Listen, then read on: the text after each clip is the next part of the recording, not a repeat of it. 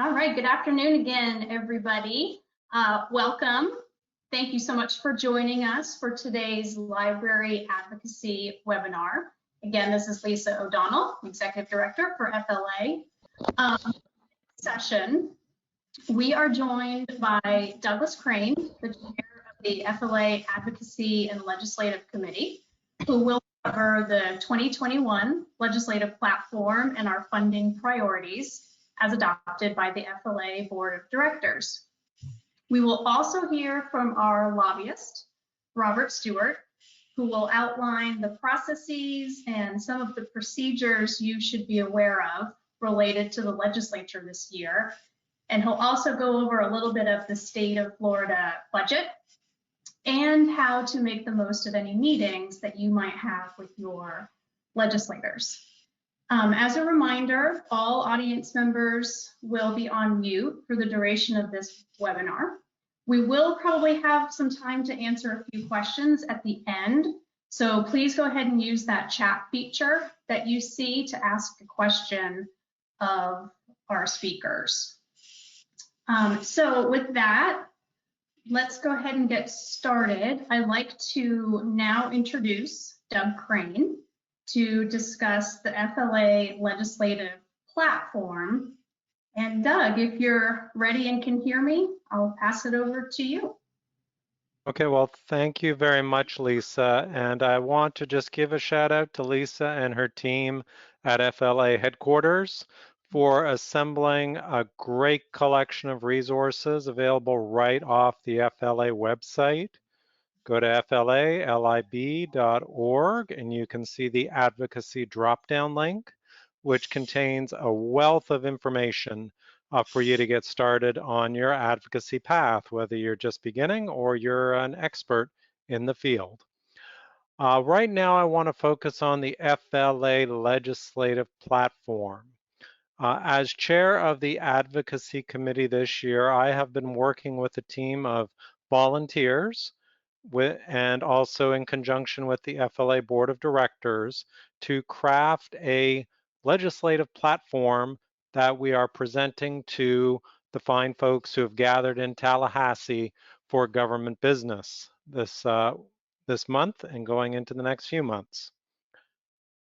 Our message on our platform is that Florida libraries are critical to recovery. We know, and I know Robert will dwell into it a little deeper when he speaks, that this year is a very challenging year for the legislature. With COVID recovery front and center, they are looking to fund things that will help the state pull out of its current economic mess, and at the same time, also place us in a position to support Florida's growing future. So to that end, we have two central pillars in our legislative platform. The first is about libraries as economic recovery engines, how we provide access to the internet and to resources for small business and entrepreneurs. We act as local business incubators, assist with reemployment and job-seeking opportunities, and provide basic training. In the pillar of supporting and strengthening education, we provide free resources for basically anyone from pre-K up through college. Well, in addition to providing study spaces, homework, and research assistance, we also introduce children and parents to the love of reading. With these two pillars, supporting our vision of libraries in the state of Florida, there are 5 specific funding initiatives that the Advocacy Committee put forward and were approved by the board. The first and perhaps biggest and foremost is the State Aid to Public Libraries Grant Program. This is, I think, the keystone of all state library funding, especially for public libraries. This is something that is mandated in the Florida statutes. And in that state aid program, traditionally it has been over $20 million. That gets spread out through a formula through the Division of Library and Information Services in Tallahassee that goes out to libraries to contribute to their operating funds. Last year, that grant program took a huge hit and it was approved by the legislature at 17.3 million, but has subsequently been reduced by direction of the governor, who is directing all Florida departments to reduce their budget due to lower anticipated revenues. So we're now looking at a substantially lower state aid to grant program this year. We are asking the legislature to bring it back up to $23 million so that we can properly fund all the things that public libraries are doing for economic recovery and education. We are also asking for the $2 million to be restored to the Library Cooperative Grant Program. This is the program that runs the 5 multi-type cooperatives across Florida: Ceflin, Swiflin, TBLC, Neflin, and Plan. Last year, that money was approved by the legislature, but vetoed by the governor. This is critical money to keep those multi-type cooperatives going. We are also asking for funding to support all of the public library construction grants that have been submitted to the Division of Library and Information Services. Fully funded, this would be 16.8 million. Realistically, if we can get even a few $1,000,000 in this, that would be a win. Last year, we had $1 million that the state allocated, the legislator allocated. Unfortunately, that was vetoed by the governor. Of critical importance to our colleges and universities, we are looking to restore funding for all of their remote services, their electronic services. This was a very surprise veto from the governor that ended a program known as FALSI. We are looking for them to restore $20.9 million so that our Florida libraries and universities can provide those essential tools for distance and electronic learning. And also, we are supportive of bills that are being put out there to fund career online high school. And we're asking for $750,000 to support that initiative. So those are the legislative priorities that we have put out there. All legislative platforms are meant to dream big and then hope that the money follows. But of course, we don't just rely on hope, we rely on advocacy. So at this point, I think I'll turn it back over to Lisa, who will introduce Robert to give us the lay of the land up there in Tallahassee this session. Great, thank you so much for that, Doug. We appreciate all your help and all the committee's help in formulating this really great platform that you saw in front of you. With that, I think we do have Robert on the line, and I'd like to turn it over to him to kind of give us that overview of the legislature, some procedures to be aware of, and his advice and suggestions. So Robert, if we have you, I'll turn it over to you. Good afternoon, everybody. Happy March the 3rd. It's a special day in my home. It's my wife's birthday. So March 3rd is a big day around here, and thanks for letting me be a part of your day here on this webinar. Today is the second day of the legislative session. It began yesterday at around 11 o'clock when the governor gave his State of the State address, which is sort of the honorary opening of the 60 days and has been for some time. The governor spoke at length about how well Florida is doing in light of the pandemic, how well we are doing, from a macro perspective vis-a-vis other states, and how despite the many challenges that we face as a state, and including the budget, which I'll talk about, we continue to grow. A couple hundred people every single day move to Florida permanently. And that's a good problem to have. It creates a strain on our resources. It creates strain on our infrastructure as a state, but it is a problem that most other states in America would love to have as we continue to grow and as people come to the Sunshine State to either restart or to enhance their lives and their ability to make money and raise a family and have a fun place to live. Much of the State of the State address centered around the pandemic, and likewise, much of this legislative session, if not all of it, will in one way, shape, or form be shaped by this pandemic. For purposes of the Florida Library Association, there is nothing more signaling of that than the budget. The state faces a roughly $2.3 to $2.7 billion shortfall in the current fiscal year, the one that we're in right now, that ends June 30th, and there's another $2 billion projected for next fiscal year. That's the bad news. The good news is that since the initial revenue projections that were so low, so small, or so devastatingly decreased during the midst of the pandemic, and that was, if you think of back to like the summer of 2020, and they were, they were looking at revenue receipts from like the March, April, May timeframe of last year, and then forecasting out, that's was sort of the worst of the worst. Since that time, the revenue estimates have gotten steadily better. There's some discussion that the April revenue estimates, which are really the ones that they'll use to build their final budget, could be as much as $800 million above what the initial projections were. So Florida is on the rebound. Florida is on the comeback. We've got a long way to go to get back to where we were in 19 and early 20 before the pandemic hit. But we are very much, I think, from the legislator's perspective and from the state's and from the governor's perspective, moving in the right direction. As we think about places where the state might find additional revenue, that's another thing worth mentioning. In addition to the deficit maybe not being as bad as we think, there's also places to find new revenue. The most notable of those is a bill that you're probably watching and seeing out in the news media, and it's what's lovingly referred to as the Wayfair bill. This is the bill, and apologies, my dog has now realized that I'm here, and so he's very excited to hear me. But the Wayfair bill is the automatic online sales tax collections.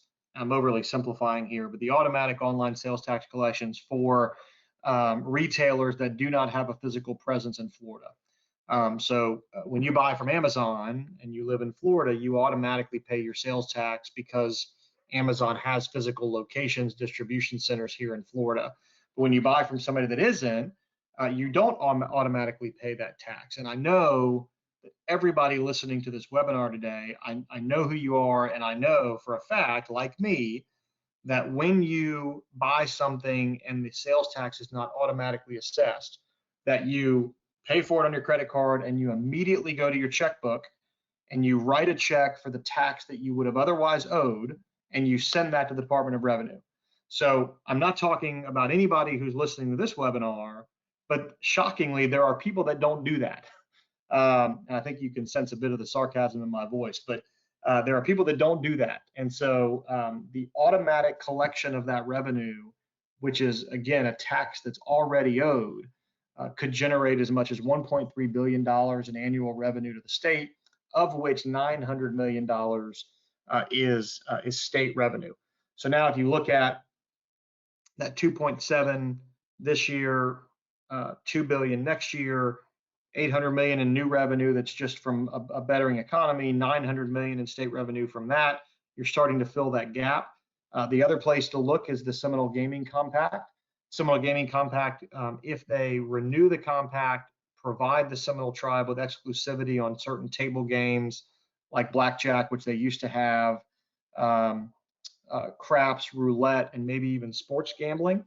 Give that all to the tribe, and they start paying back to the state a portion of those revenues for the rights to the exclusivity. You're talking about another $600 to $700 million in annual recurring revenue that could be generated by the state.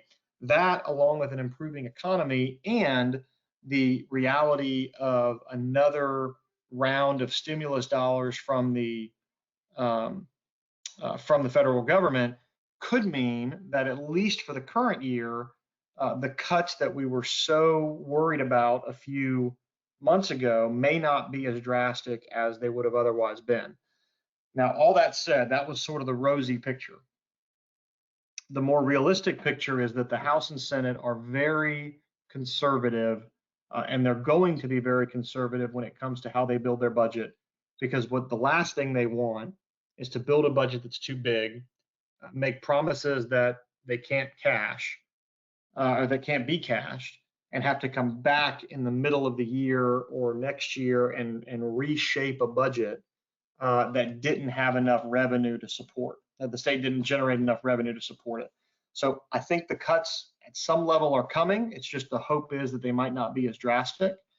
And what we're doing on behalf of the Library Association, we had a call just today, and in fact, Lisa, as I was trying to log into the meeting today, I received word back from Representative Williamson, who's the House Chair of our Appropriations Committee. He wants to meet with us perhaps as early as tomorrow, so be on the lookout for some communication about that. But what we are doing on behalf of the Library Association is as strongly as possible advocating for both the state aid program, the construction program, the co-op program, with a particular emphasis on the state aid program, to see that number, that recurring base number, begin to improve and begin to get ourselves as a state back to where we were before the Great Recession. I think it's Charlie Parker, as part of the Library Association, who very eloquently a couple of years ago when I first came on as your advocate said, since the Great Recession, the state has grown by almost a third in population, and our funding has dropped by a third. That's going in the wrong direction. Libraries need to be taken care of. The state needs to be investing in them. And the good news is we have a Senate chair of the Transportation Economic Development Appropriations Committee, which is where our money flows through the Department of State, who is from the Panhandle, is from a rural area, understands the importance of libraries to their community, and particularly understands the critical role that libraries played in the aftermath of Hurricane Michael, which hit his hometown in Bay County, and which upended the lives of his family, his neighbors, and his community. And so there's a real understanding, and we had a great call today, a real understanding of the challenges that people face and the way that libraries step into that void to make an impact. On the House side, the chairman is Representative Jr Williamson, who's from Pensacola and Santa Rosa County. He's got a district that sort of straddles Escambia and Santa Rosa. And he's another who understands and is looking forward to learning more, but understands the valuable role that libraries continue to play in his community. And while he's focused, this is a new budget for him, but while he's focused a lot of his attention on Department of Transportation, Department of Highway Safety, Department of Economic Opportunity, all things that are under his silo, he wants to learn more about the Department of State's budget, and we're going to be sort of, first in front of him about a line item that's critically important to us and that flows through the Department of State, which he funds. Couple that with a Speaker of the House who is made one of his pillars over the next 2 years, youth literacy, getting books in the hands of our children. Lisa, your executive director, did an absolutely outstanding job a couple of weeks ago in a one-on-one meeting that we had with the Speaker of the House, talking about what libraries do to impact the lives of our youth. And I think we really made an impact with the speaker to let him know that, hey, a lot of the things that you're talking about are things we already do. And how do we partner together to reach more kids? And so that's a really great place to start from as we begin to build these budgets. But so much of it, and that's a long-winded way of getting to this point, so much of what I'm talking about is dependent upon our librarians, our members, our allied members, the folks who care about Florida libraries, getting engaged and talking to your legislators. And that is a year-long process. They're in Tallahassee for 60 days. It's a 60-day sprint. But the effort and the work that goes into having an impact really is a year-long effort. And it deals with their campaigns, and it deals with getting to know them in their communities, getting them to come and see your libraries, getting them to come and see what you're doing in your communities, which is probably far different than the library that they remember as a child or even as a young adult. And letting them see and experience firsthand just how much of an impact our libraries are having in our communities. And that's where all of you come in. And so really excited about working with this group for another year, really excited about the leadership that Doug and that Lisa provide to all of you. And I am just humbled and honored for the chance to get to work with them on a daily basis. And so with that, I think I have spewed enough words for the moment. Happy to answer any questions that you might have, Lisa, but I'll hand it back to you. Great. Thank you so much, Robert. Always great to hear your take and your expert eye on the budget and all things legislature. So appreciate that. You mentioned sort of keeping the relationships going on a year-round basis with, librarians reaching out to their legislators and really kind of formulating that relationship is a year-long process, if not more. Doug, I wonder if I can kind of kick it over to you to see if you have any kind of personal anecdotes or ways that you are planning to engage your legislators and how that might come about in your area that might be a model for others listening. Okay, I would be happy to share some of what I've been doing here.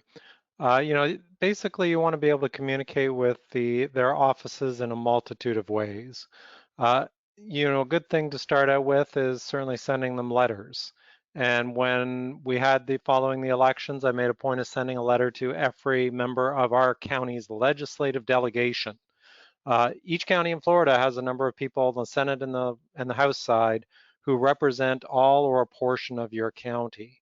They're often known as the legislative delegation. So in my county, as part of county government, we have a legislative affairs department that keeps track and works directly with these people. So I've always had close contact with our legislative affairs department and made sure that I help engage with them to reach out to our different legislators. And I'm usually very active in getting the new ones to come out and visit a library and get them oriented. This year, of course, has been a little bit off our usual game plan because we're typically not doing sort of in-house tours, but you can still reach out. And in my county, it just so happened that two of our House members are on the appropriations subcommittee dealing with library funding. So I made a point of reaching out to both of them, one of whom I'm actually good friends with from before he became a House rep, and another who has been very active in formerly as a council person in one of our municipalities. But the key thing is, it's, as Robert mentioned, it's really about a relationship. These are regular old people like you and me, and they're used to having a lot of people come on up and just ask them for stuff. And they expect it, and they do want you to tell them point blank what it is you're asking for. But the thing is too, I've often found it's helpful to be able to share what the library does for their constituents, how we make an impact in the community, and also how we can assist them. It just happens in my library system, we have a government research service that's dedicated to answering questions from our elected official, from government employees across the county and across the state. So I always turn that over to them, and I've had a few over the years who've taken advantage of that. But of course, another component that we would normally do is to go up to Tallahassee this time of year and walk the halls and meet them in their offices. Of course, this year that's not going to happen, but we have the digital technology that will enable that. So the key thing really with all these people is, once they're elected, they're around for many years. Some of them you could be interacting with for a long time because they may spend several terms in the House and then move over to the Senate. So whenever you're interacting with them, don't just think about this 1 year, this one interaction. Think about them as long-term. And even the members who currently don't have any sort of role on the appropriations committees that you're working with or in the leadership, you still want to interact with them and get them to be library supporters as well, because they may know the people on these committees, be able to put a good word in for you. Also, there's a good chance that they might end up becoming either members of that committee or potentially leaders on those committees, or even leaders in the House. I mean, in my legislative delegation over the past couple of years, the president of the Senate was one of our 4 senators. We also had the House pro temporum, if I'm getting that right, person who was one of our House members. So you never know if that person is newly elected, may one day rise to a position of authority. So always treat them well, always treat them with respect. And one other tactic too, which I'll mention here, is keep them engaged in your library. Invite them to come out to library events once you restore them. My friend who is in the House, it so happens that his district covered our main library. And we, a couple of years ago, we completed a renovation. So I invited him out to be a speaker at the ribbon cutting. And those kind of things, if they see they're going to get good press from it, if it's going to make them happy, warm them up, then it's something that's a win for all of us. So that's kind of my quick overview of it. And certainly if Robert wants to give a few key tips on how to interact with legislators, I think we'd all be interested in learning those. Yeah, Doug, I think you did. This is Robert. I think you did a great job with that overview. I mean, what I have found in my years of representing associations, it's, finding a personal connection, finding a way to get to know these folks at sort of the grassroots level really makes an impact. When I'm in Tallahassee during the legislative session, like I am right now, and trying to get to know these folks and spend time with them, they see my face every day, at least in a normal year when we're allowed into the building. COVID has changed that a little bit. But hearing from a constituent, hearing from somebody from back home always makes a difference. And so asking around your library, asking your employees, asking your partners, if you have a Friends of the Library type program, if you have folks in your community that are actively involved, find out who they know. Find out if they supported the candidacy of a recently elected House member.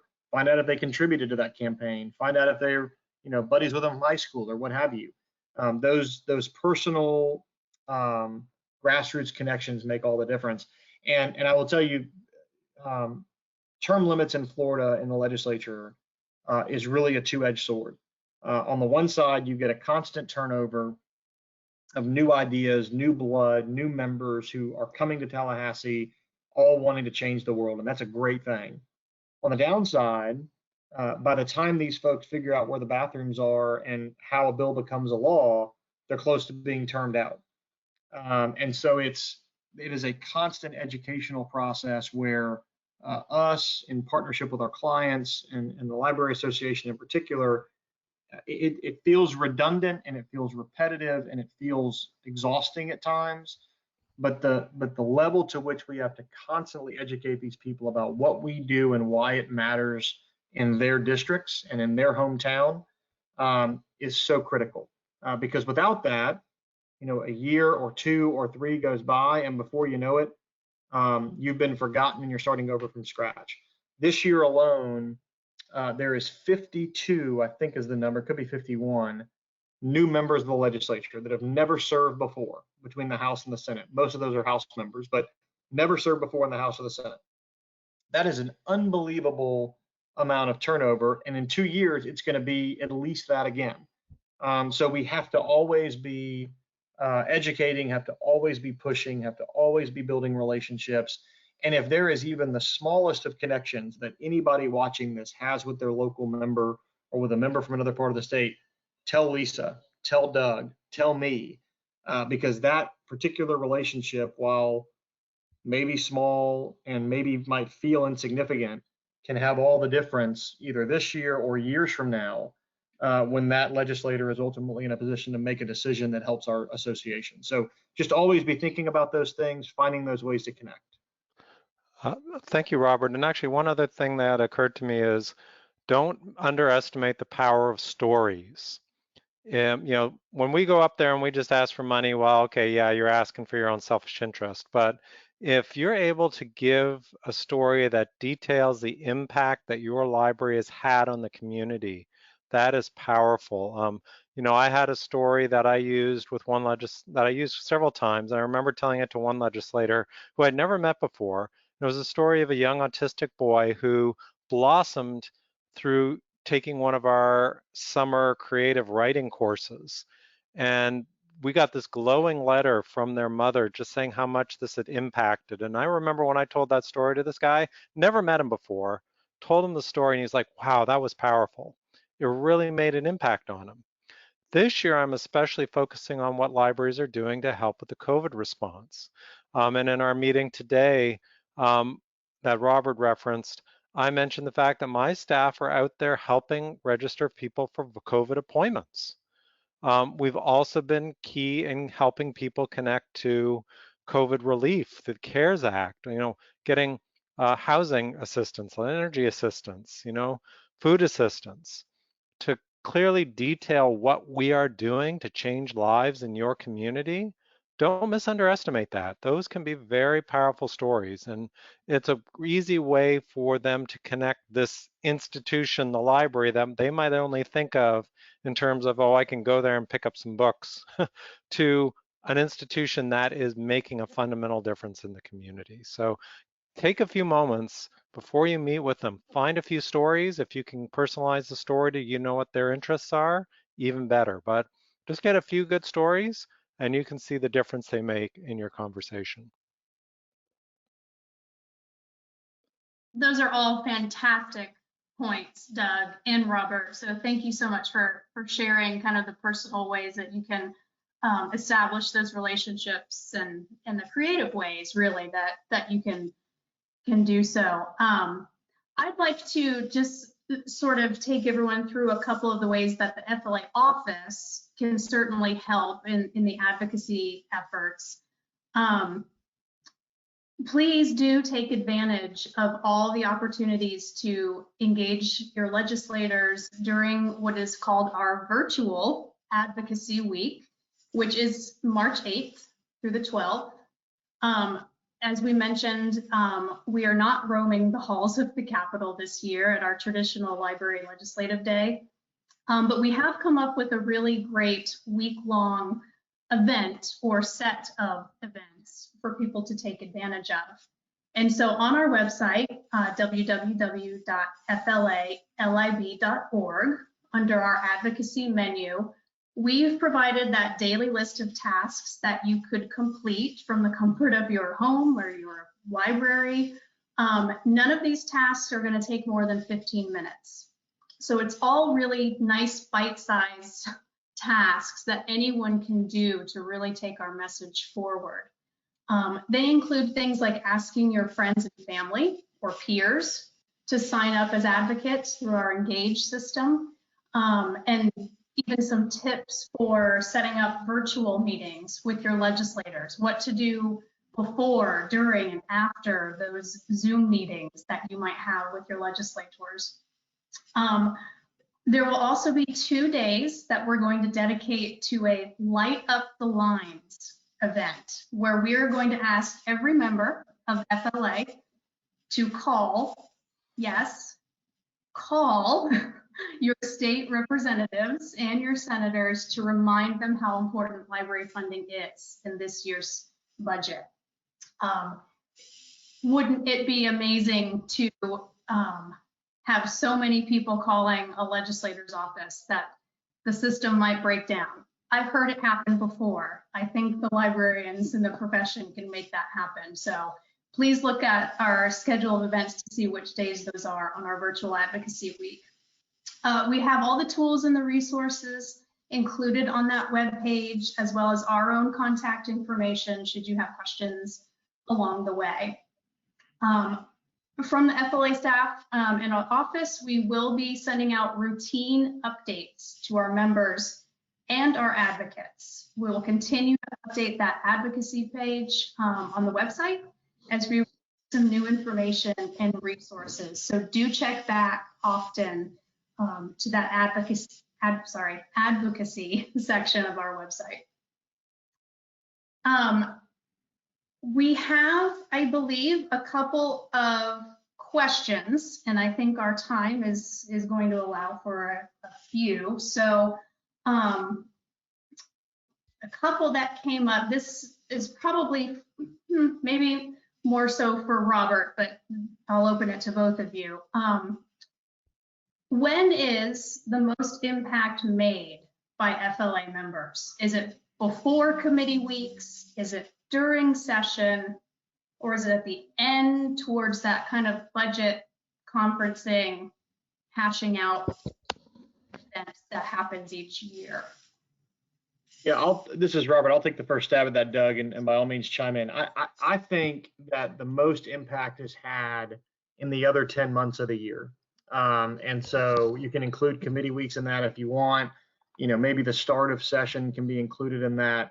But by the time they're in session, by the time they are, you know, in the throes of a 60-day sprint, you know, some of those decisions are getting made above rank and file members' heads. And so, you know, some of those relationships that we talk so much about can seem less impactful. I think where we can have the most amount of impact on the grassroots level is the rest of the year. And you know, the access to the key decision makers at the end of a session or in the midst of a session, you know, that's, for better or for worse, that's what you pay me for, is to get to the right people at the right time and to make our case. Nothing's ever guaranteed, but getting in front of the right people and making our case at the right time is where I and my firm and your advocacy committee and your board of directors comes in. I really think, you know, beginning a session, maybe committee weeks for sure, and then the rest of the year predominantly is really where the FLA membership can have the most impact. Doug, I don't know if you want to chime in as well. Hi, Rob. Yeah, I would agree on that because, as you say, once they're locked into that session, they're in their own bubble, and especially as the session rolls on, and if things could get settled very early, and then they're just not revisited later. So and basically, as both the House and the Senate kind of decide what they agree on, they're very reluctant to reopen those. So you essentially want to get in as early as possible and work year round, because this isn't just, hey, you're in session now, I'm going to show up with my laundry list. This is really, hey, look, you're here to serve your constituents. Let me show you the impact the libraries have had on your constituents and how they help you with what you're moving forward with and how they help all the people who you serve. And as I said, you know, every relationship depends on an ongoing conversation. So I agree with Robert that, you know, of course, don't stop now. I think is the important thing. You know, let's all light up the lines next week. Let's all get out there. Keep it going. There's no reason to stop until the session stopped, you know, keep it going, but don't think that just, okay, they're in session now, that's the only time to talk to them. No, in fact, you get more time and better opportunities to talk to them out of session than in. Yeah, fully agree. Well said. Thank you. Another question I have maybe for Doug, but again, both can weigh in. What can I do if my library prohibits me from lobbying? And I think we've had this come up quite a bit. So what's your take on, you know, if a county kind of frowns upon library staff, quote unquote, lobbying? Okay, that is a very good question because I know a lot of libraries across the state are in this situation. Either only the library director can advocate, or even and I know of many counties where the library director is not even allowed to advocate. They have to allow their lobbyist or their legislative affairs person do it on their behalf. So the thing is that you're not quiet at that point. You can still do things. Certainly, you can still reach out to your legislators to keep them abreast of library news, what the library is doing in the community. When you're having an event, whether it's in person or virtual, go ahead and invite them out. If you happen to meet them at these events, you know, you can share what's going on. You can promote it. If there is a definite avenue where only certain people in your county or city are allowed to talk, then talk to those people. Make sure they know. You know, give them copies of the FLA platform. Speak to them about the importance of reaching out to these people to advance the cause of library funding and library support in Tallahassee. You know, you can always ask your friends and family, anyone who doesn't work for you, they're free game to call, you know, your friends groups, anyone out there who you know who really supports libraries. I mean, you can educate your members, your patrons, let them know what's going on. You know, of course, obviously, if it's on work time, do it within whatever boundaries you're allowed to do. But you know, I'm happen to be fortunate in Palm Beach County that they're very open about allowing the department heads and their staff to advocate. They feel the more the merrier, you know, so long as everyone is going in the same direction, they're good with it. So if you're stuck in a position where you can't directly lobby, look for those workarounds. You can still try and establish a relationship. but you just have to do it more around the edges. Yeah, and I would also point out that advocacy is different than lobbying. What I do on a day-to-day basis is lobbying through and through. Simple advocacy or educating a member or a group of members or a committee on what it is you're doing and the importance of the things that you're doing is not necessarily lobbying. And if you have questions about whether or not you're towing that line, by all means let me know. But just because you may not be able to lobby in the traditional sense, and obviously check with your employer before you do anything, that doesn't mean that you shouldn't reach out on your personal time or from your personal account or your personal phone or your email to advocate on behalf of a particular position. So I would point that out. Yeah, and that's a very good distinction. I think one way to think about it is if you're if you're at a point where you're asking a member to support a particular appropriation or a particular position, then you're getting into advocating. But if you're sharing all the great things that your library is doing, and even just saying, hey, did you know the state supports libraries through these specific, statutory programs? You're probably more on a safer side there. But again, if you have any questions about it, we can certainly find that distinction before you talk. Excellent points. Thank you so much for answering that. And I would also add, if there is a question as to what someone can do, reach out to the FLA office. And it could be that we could put you in contact with someone on the advocacy committee to kind of walk you through those intricacies. We're here to help at the end of the day. So I think that is sort of the end of our questions and the end of our time. I would like to sincerely thank Doug Crane and Robert Stewart for all of their insight, their participation today. I think it's valuable information that we plan to share far and wide. We wish everyone the best in their advocacy efforts. Please know that the FLA office is here to help. Please contact us with any questions you might have. And we hope that you'll utilize all the great information that we've provided here today.